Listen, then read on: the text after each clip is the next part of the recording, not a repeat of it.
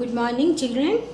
Stay safely at home and do the work properly, study related work properly. Now, in the moving charges and magnetic field chapter, already we have learnt the Biot-Savart law and how to find out the magnitude of a magnetic field at any point, okay, due to a straight current carrying conductor. That is using the Biot-Savart law. We have done that. Okay, now we have to learn the next topic, Ampere's circuital law. Alright, now what is Ampere's circuital law? The line integral of magnetic field around the closed path is equal to mu 0 times the current threading that area enclosed by the path. Alright, just to consider in this one, in mathematically, symbolically, how you can write the Ampere's circuital law, that integration B dot dl, line integral of the magnetic field, is equal to mu 0 times, okay, mu 0 is what? Magnetic permeability of free state, into I, the current threaded by the closed path. Just you consider this example. Suppose there is a straight current carrying conductor. Now you are considering a closed path surrounding the conductor. Then you see at this one surrounding this closed path, the line integral B dot dl will be equal to mu 0 times the current threading that area, means through that area how much current is passing. Here if I consider this example, here you see the conductor I have drawn, it is discontinuous. What does it mean? It is perpendicular to the whiteboard and in the outward direction. Alright, then it will be integration B dot dl over this closed path is equal to mu 0 times the current threaded by the path. Okay, and you must learn the statement of the Ampere's circuital law, as well as whenever you will write down the statement of the Ampere's circuital law, don't forget to write the mathematical representation also. Okay, another point here, you see integration, over the integration sign I have drawn this closed loop. It means that it is given that magnetic field around any closed path. So it means that integral is taken, line integral is taken over a closed path. As it is a line integral, that's why you see I have taken dl. Alright, and you know surface integral means you have to take ds, volume integral means you have to take dv. So as here it is line integral, so it is b dot dl. Okay, now let us prove this Ampere's circuital law. So for this one, what we have done, we have taken a conductor. Now as I said already, the conductor is not on the plane of the blackboard. Conductor is in the outward direction, perpendicular. Just if I hold the pen here, then you see the conductor is perpendicular to the plane of the board. So you see you have taken a closed path surrounding it. Alright, now if I want to apply this, now I have to choose a length element. So suppose we have chosen the length element dl. This is the direction of dl. If I draw a tangent here, you see what is the direction of dl? This is the direction of dl. Now, according to our concept, our previous concept, you know that if you consider a straight conductor, then if you take a point at a distance r from the straight conductor, then what is the magnetic field given by it? Mu 0 I by 2 pi r, where r is the distance of the point of observation. This expression already we have got in the previous lecture. Okay, so if you have forgotten that, you must learn that first and then you come to this topic. So B is given by mu 0 I by 2 pi r. So if I consider, if I want to prove the Ampere's circuital law, so let us start from B dot dl. Alright, now according to the concept of this one Biot-Savart law and the direction, you know what will be the direction if I apply. Just you see, if I apply the right hand rule, then this is the direction of current, then my forefinger is in which direction? Along the tangent drawn at that point. So you see what is the direction of B and direction of dl, they are in the same direction along the tangent drawn at that point. Okay, so you see B and DL, they are in the same direction, so you can write B dot DL, simply it will be B DL cos 0 degree. Cos 0 degree is 1, so you can write B DL. Clear? Just like Gaussian theorem. Gauss's theorem, you know, we choose always the Gaussian surface in such a way, integration E dot ds, whenever we are taking E dot ds, it will give you E ds. Exactly the same concept here also we apply. We choose here we are choosing length element. In that case, we have chosen the surface, isn't it? Gaussian surface. But in this case, we will choose the length element. So, length element DL and B, they should be in the same direction. Now, you see, so you can take B outside the integration because B does not depend on the choice of DL. If you choose DL here, then also the same thing you can apply, that B dot DL will be B DL, and as you know, the distance R, all the points over this closed path, they are at the same distance from the conductor. So, magnetic field, magnitude of magnetic field also same at all the points on the closed path chosen. So, you can take B outside the integration. So, you see, if I substitute now the B expression for B, mu 0 I by 2 pi R. Now, what will be integration DL? Just you see DL, if this way, if you choose integration DL will be the circumference of the closed path. Now, what is the radius of the closed path chosen? R. So, what will be the circumference of the closed path? 2 pi R. So, you see you can cancel 2 pi R, 2 pi R. So, what are you getting? Mu 0 I. So, I have started with integration B dot DL and we have arrived mu 0 I. So, what you can say that Ampere-Sarkital law is proved. So, this is the way you can prove Ampere-Sarkital law. This topic, entire thing, whatever I have written on the whiteboard, very, very important. So, you must learn it, remember it, and not only that, you must practice it several times.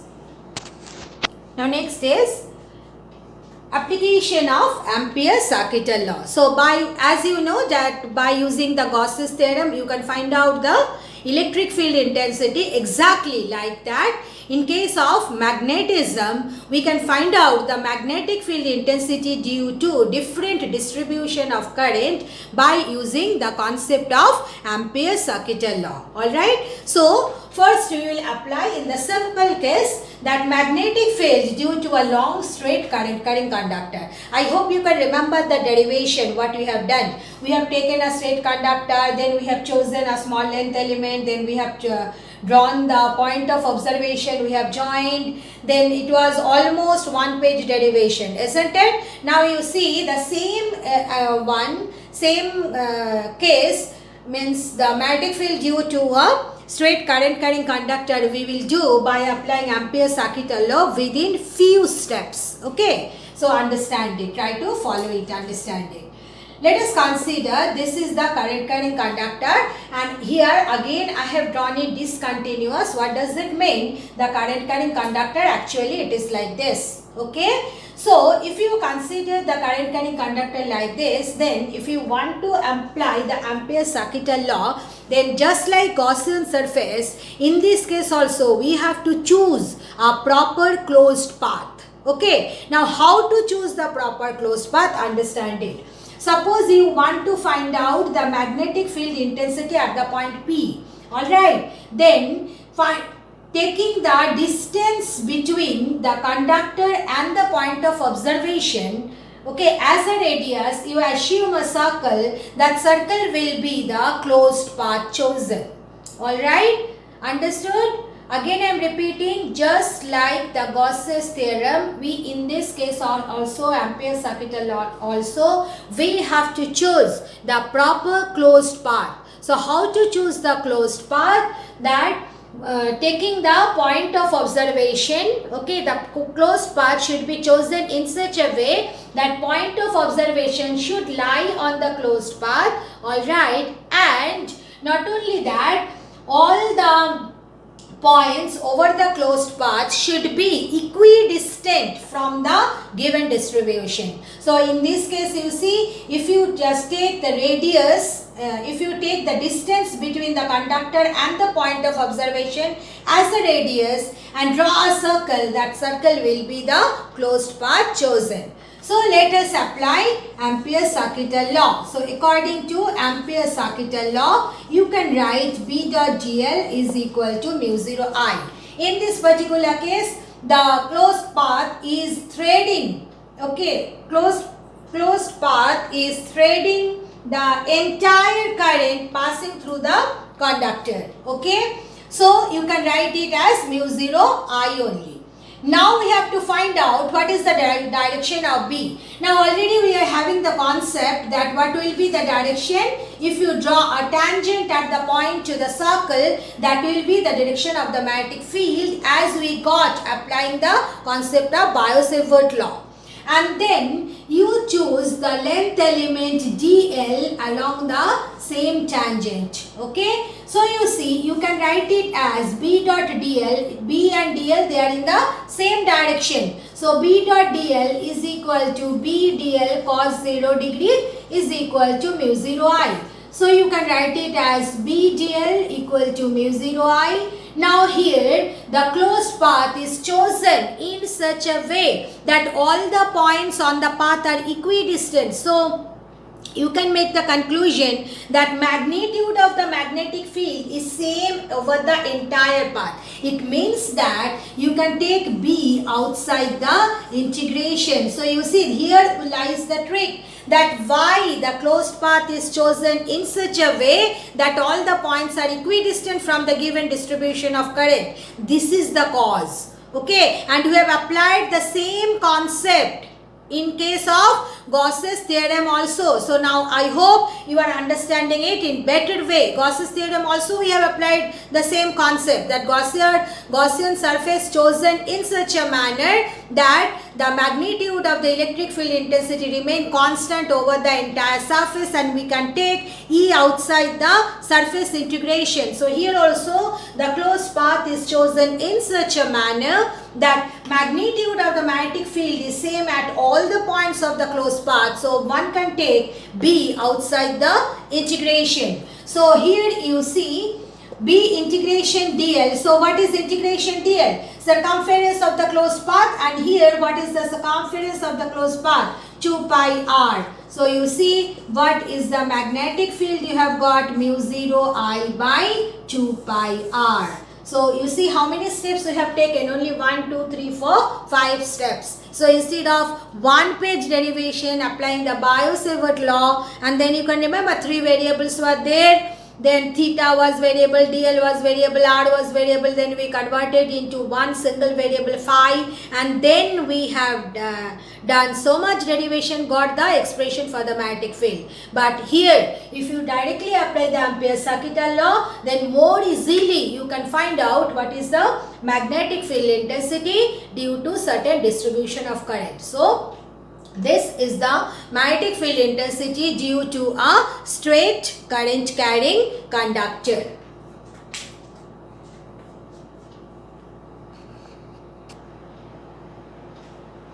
Now next application is magnetic field due to a current carrying solenoid. So you know, solenoid means there is a core and the current is moving like this. Here I have considered the current is moving from front to back. Alright. So that's why you see, if the current is moving from front to back, then what will happen? On this side, north pole will be produced. As I said you see, no, this is the way you will place your finger, and this tip will give you the direction of the current. So as it is going from front to back. So you see, and if you look at in this direction, then magnetic field in the anti-clockwise direction, means it will be behave as a north pole, it will behave as a south pole. So you see this one, so if this is the north pole and this is the south pole, then what will happen? Magnetic field lines, they will move like this. This one already 10th standard you have studied, that from the north pole, outside the magnet, outside the solenoid, it is from north to south, and inside it is south to north. Okay, so here I have drawn that diagram only. These are the magnetic lines of forces. Okay, so it is moving from north and then going to south. That is I have not completed it, and this is south one, and here these are representing the direction of current. I have put cross here. Cross here means what? It is in the inward direction, and here the dot are there. These are the direction of current in the down side. So this what is the direction of current? In the outward direction. Alright. Now if you want to find out what is the magnetic field due to a solenoid applying the Ampere's circuital law, then you have to choose a proper closed path. So you see, if you want to apply what is the Ampere's circuital law, I am writing integration B dot dl is equal to mu 0 I. Alright. Now here, understand it. Here I am writing I dash. Okay. Remember, I dash is the current threaded by that one, by the closed area. Now in this case, how you should choose the closed area? The closed area we choose as a rectangular path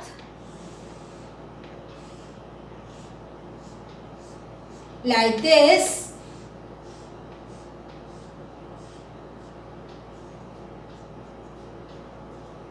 rectangular path. This is the way we choose. Alright.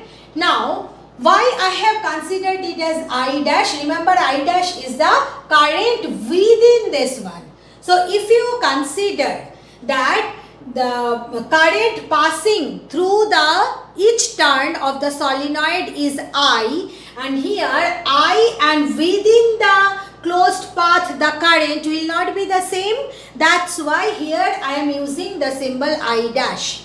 Don't do the mistake. I dash is what? That total current within the closed path. Alright. So suppose there are several turns within the closed path. So if you consider the total current passing through the turns within the closed path, that will be equal to I dash. Clear? And as we are considering the current passing through the solenoid, let it be I. Okay, so that's why I have not used the term mu 0 I there. I have used mu 0 I dash.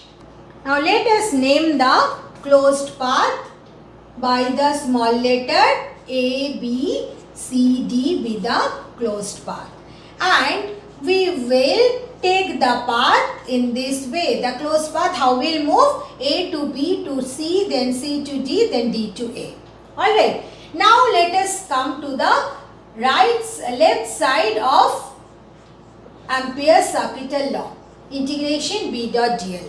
Okay, integration B dot dl means B dot dl you will take over AB also, BC also, CD also, AD also. So you can write integration B dot dl is B dot dl over the path AB. Okay, then B dot dl over the path BC, then B dot dl over the path CD, then B dot dl over the path DA. That we can do. Now come to this one. Within this solenoid, what is the direction of the magnetic field? Magnetic field is directed in this direction. Alright. Now, you see, if you consider over here, everywhere direction of magnetic field is from right to left. Alright. So, for this path AB, if I draw the diagram, you see, this is the direction of DL and this is the direction of B. Like that, if you consider the path BC, then DL is in this direction and B is in the opposite direction. Come to the path CD, DL is in the downward direction and B is in this direction. Now come to the path DA, B and DL both are in the same direction. So this is the way you show the direction of BDL for entire path. Now come to the path AB and CD. For AB and CD, B and DL are perpendicular to each other. Okay, so what will be B dot DL? 0. So you see for AB you can write it 0. Then come to BC. Now here BC is very important. Why B dot DL is 0 here? You can write down the cause below B perpendicular to DL. Okay, why B dot DL over AB is 0? Because B and DL are perpendicular along AB. Now come for BC. B and DL are in opposite direction, but outside the solenoid, you know, magnetic field is almost 0. So you see, outside the solenoid, when you are considering the path BC, BC is outside the solenoid. So outside the solenoid, as B is 0, integration B dot DL over BC will be equal to 0. So what is the cause? Within bracket you can write as B equal to 0. Then come to CD. For integration B dot DL for CD is also 0. Why 0? Because B and DL are perpendicular to each other. So you see, only integration dA B dot DL is existing. But when you are considering dA, then B and DL, they are in the same direction. So you can write it as B DL cos 0 degree. Alright, so what ultimately you are getting? You are getting B integration DL over the path DA. So if you assume, alright, you assume that let the length of the path AD, length of the path AD or DA only I am writing, length of the path DA be X. Is that clear? Length of the path DA be X. Now, let us consider n be the number of turns per unit length of the solenoid. Okay, what we have considered, small n is the number of turns per unit length of the solenoid. Now, come to this one. So, integration DL over DA, what it should be? It should be nothing but the length of DA. So, you can write it as B into X. Okay, so integration B dot DL in this particular case, how much it is coming? B into X. Now come to the right side. What was the expression? Mu 0 I dash.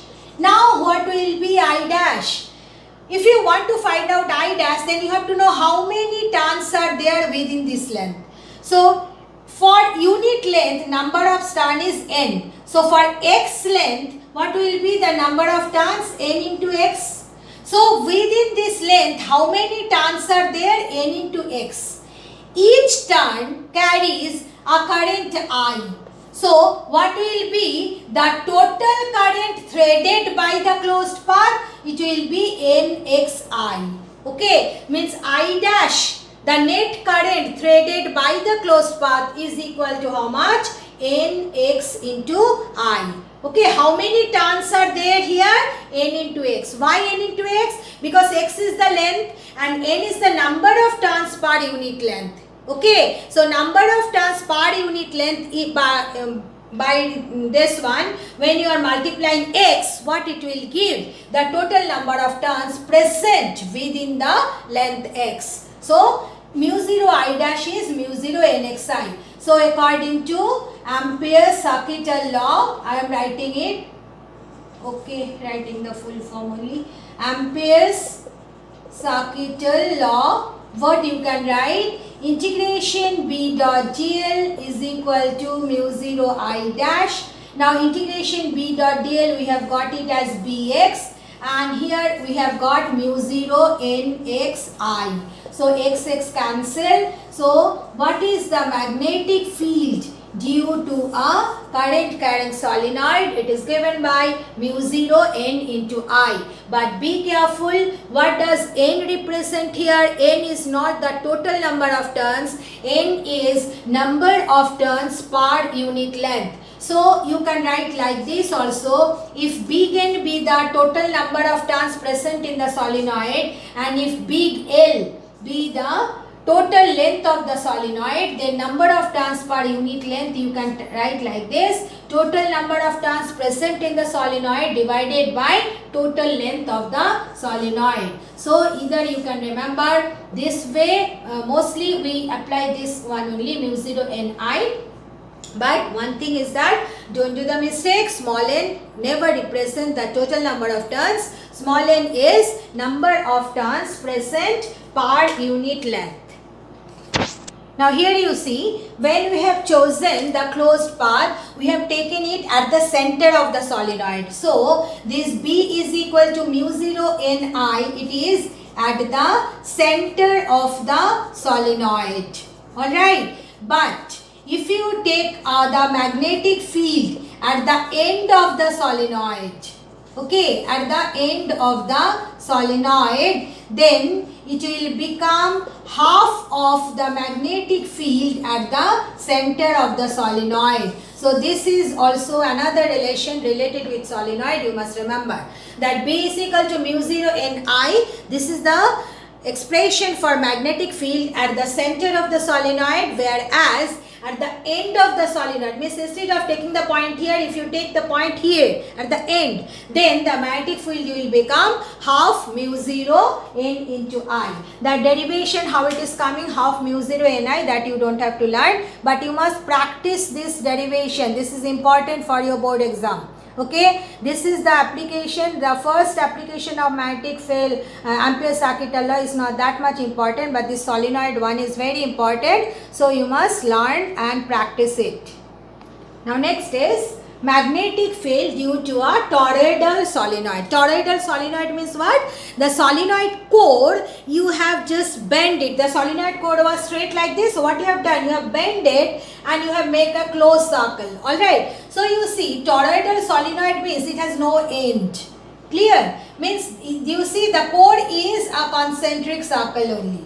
Clear? So here if you consider a toroidal solenoid, then what will be the magnetic field due to a toroidal solenoid? Now when you are considering a toroidal solenoid, then you see the point of observation, you may choose it within the core. The point of observation, you may choose it outside the core, or point of observation, you may choose it within the core. Alright, within the toroid. So here let us consider that magnetic field inside the core.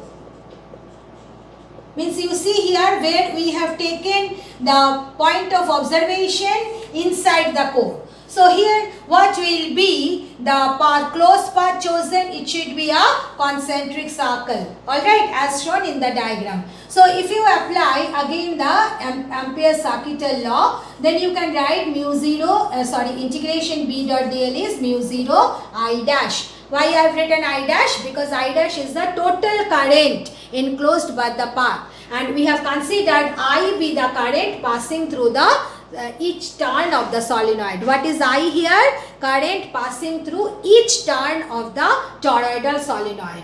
So in this case, you see integration B dot dl, what you can write? Integration B dot dl, it will be B dl only. Just exactly in the same manner you can consider as we have chosen the closed path in such a manner that it is equidistant means it is same for all the points with respect to the direction of the magnetic field. So you can consider B dot dl, B dl are in the same direction.